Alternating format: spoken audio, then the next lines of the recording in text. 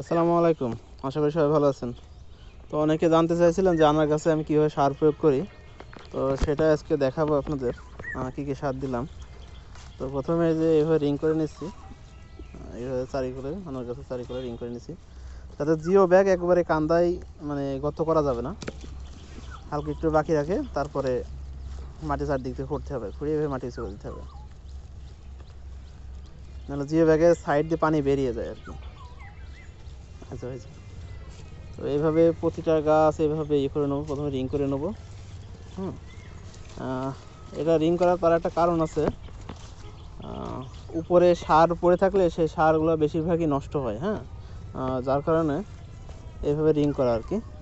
তারপরে এই যে দেখায় কী কী সার দিয়েছি। তো এর মধ্যে ইউরিয়া আছে, টিএসপি, পটাশ আর আছে ম্যাগনেসিয়াম সালফেট। এই 4 ধরনের সার আপাতত আমি গাছে দিচ্ছি, যার কারণে হলো আমার এই গাছগুলোর ফল নেওয়ার বয়স হয়ে গেছে। এই গাছগুলোর সবই ফল নেওয়ার মতন হয়ে গেছে, কারণ খাবার না দিলে গাছে ফল টেকবে না এভাবে। তো প্রথমে রিং করে নিয়ে তারপরে যে এইভাবে চারিকোল এইভাবে সার দিয়ে মাটি দিয়ে এভাবে নামাই দেবো, এইভাবে চারিকোল মাটি দিয়ে এভাবে ঢেকে দেবো, তাতে কি হলো সার অপচয় কম হবে।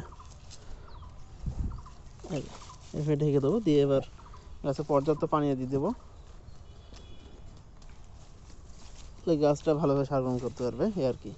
সারের পরিমাণ যদি বলেন তাহলে দেখা যাচ্ছে 30 গ্রাম করে পার পড়ছে আর কি। টোটাল 100 গ্রাম করে সার, 100 গ্রাম বা 120 গ্রাম করে সার দেওয়া হচ্ছে এই গাছগুলোতে, বিশেষ করে এই তিন বছরের এই গাছগুলোতে। তাছাড়া 30 গ্রাম ইউরিয়া, 30 গ্রাম টিএসপি, 30 গ্রাম পটাশ, 30 গ্রাম ম্যাগনেসিয়াম সালফেট এই আকারে দেওয়া হচ্ছে। এইভাবে সব সার দেওয়া হয়েছে, প্রতিটা গাছে এইভাবে সার দেওয়া হবে আর কি। আর যেহেতু আমি গোবর সার আগেই দিয়ে দিয়েছি, এজন্য জৈব সার আর দেওয়ার প্রয়োজন মনে করছি না আমি।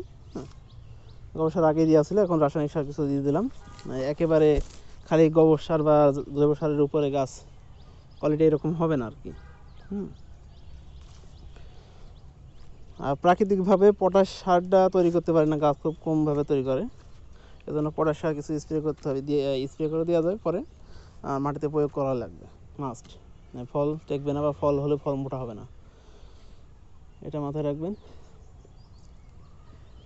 আর অনুখাদ্য গাছকে দেওয়া লাগবে, যেহেতু গাছের 16 ধরনের খাবারের প্রয়োজন হয়, তার মধ্যে অনুখাদ্য আছে প্রায় 8-9টা।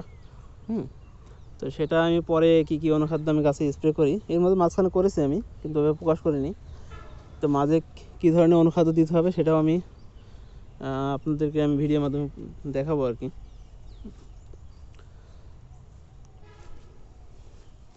এটা হলো আমাদের প্রজেক্ট, জিও ব্যাগে সেট আপ করা। তো ওখানে দেখলেন যেভাবে সার প্রয়োগ করা আছে, 120 গ্রাম বা 100 গ্রাম করে ওইভাবে ওজন করে দেওয়া না, কিন্তু ওই রকমই হবে আর কি। কিন্তু এই গাছগুলো, এই গাছের যেহেতু বয়স কম, এই গাছগুলো ওই পরিমাণ সার যাবে না। এই গাছগুলোর বয়স 1 বছর প্লাস, কিছু কমিয়ে দিতে হবে, আর বেশি দিলে গাছে খাবার নষ্ট হবে, প্লাস গাছ খাবার গ্রহণ করতে পারবে না, আর খাবার গাছ শেকড়ের ক্ষতি হতে পারে। এই হলো অবস্থা।